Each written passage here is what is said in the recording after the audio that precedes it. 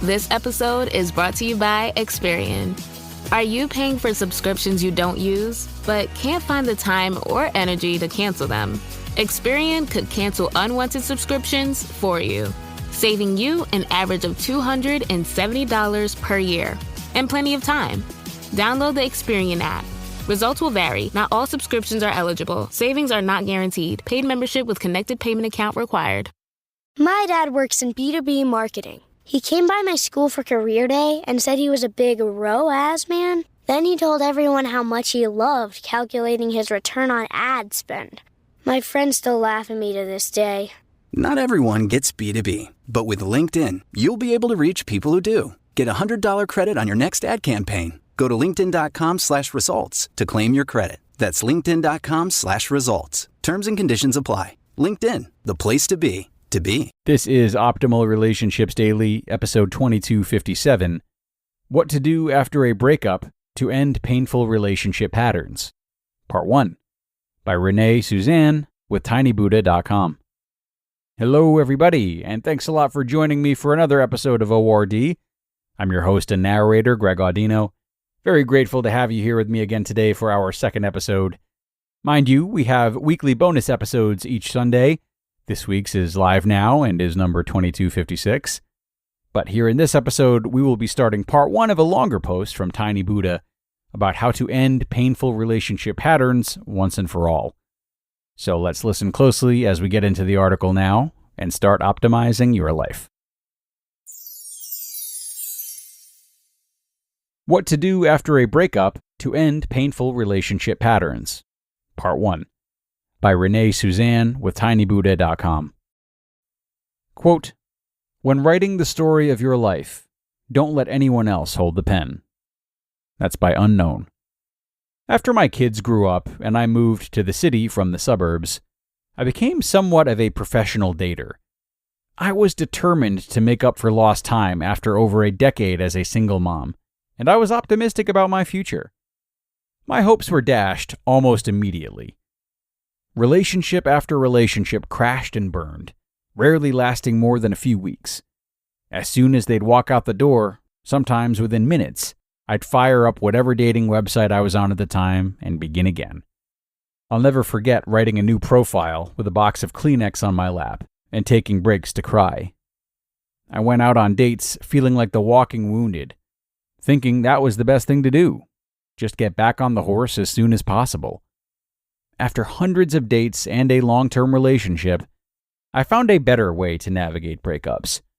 The next time a relationship ended, I was determined to take the opportunity to build a better life for myself, instead of simply running out to see who I could date next. Breaking up is tough. It can be one of the most miserable experiences of a person's life. If you're going through a breakup, it's important to give yourself the chance to process it emotionally. If you take the opportunity to understand your part in creating the experience, you stand a much better chance of having a more fulfilling relationship next time around. The first thing to do is mourn the relationship. This is not popular advice, but it is good advice. We all want to get to the good part, and this is definitely not it. The thing is, if you don't do it, you'll have a mess on your hands that will infect your future if it's not cleaned up. Not taking the time to grieve is like throwing your dirty laundry in the closet and never washing it. It gets out of the way for the time being, but it's a poor long-term strategy. Ancient cultures honored the practice of mourning. In their wisdom, they understood that mourning is a part of life and helps us to heal. We've lost that in our day, but I think that mourning can be truly beneficial. When your relationship is ended, set aside some time to be alone and sit down. Cry, journal, yell. Really let yourself feel what's going on inside you. Face the fact that your relationship has ended and feel the anger, sadness, loneliness, and hopelessness, whatever comes up. You may be afraid that you'll never come out of it, but you will. Locate the feelings in your body and welcome them as best you can. Lie down and put your hands on the place in your body where you feel the intense emotion. It may be your chest, your stomach, or your throat. Practice breathing white light into these places and visualize them healing. Plan to spend at least a couple of days on this. Resist the urge to rush out with your friends, go back to dating, or hit the bars right now. There will be plenty of time for that later. See this through so that it doesn't lurk in your heart. And once you're done, you will be done. Please treat yourself with compassion during this time. Take long baths, get plenty of sleep, and be sweet to yourself. As tempting as it may be to numb out with drinking, eating, shopping, or whatever your distraction of choice may be, try to minimize this.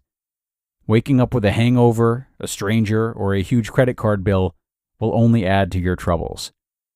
A breakup is the perfect time to do some soul searching. You'll have some alone time, and your emotions will be front and center. Since breakups are so painful, I hope that you'll take this opportunity to discover how to make your life better in the future.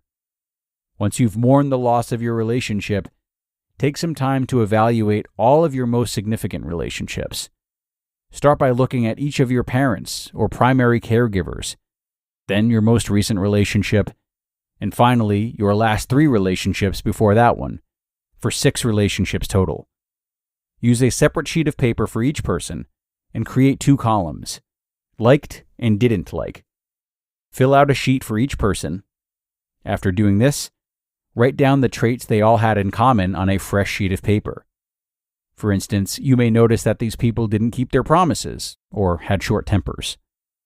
After you've written about them, make it about you.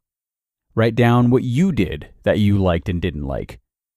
And finally, ask yourself why you continue to participate in behaviors you don't like.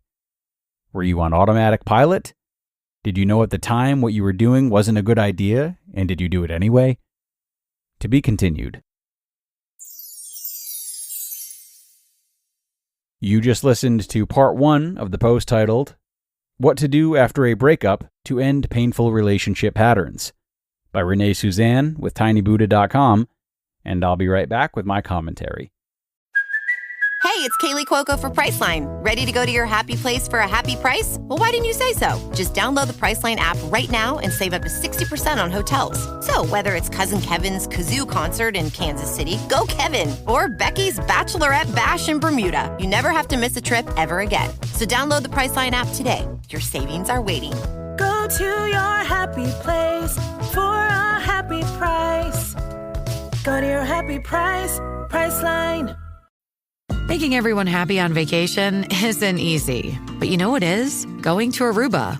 All you have to do is walk out your door to find pristine pools, relaxing white sand beaches, and an island teeming with outdoor activities that'll put a smile on any face. You won't just feel great, you'll all feel great, filled with a calmer, more peaceful vibe that radiates Aruba's warmth. And the best part is, it never fades. That's the Aruba effect. Plan your family trip at Aruba.com. Storms are brewing. Crocs Echo Storm, that is. It's their most striking sneaker that is the perfect blend of form and function.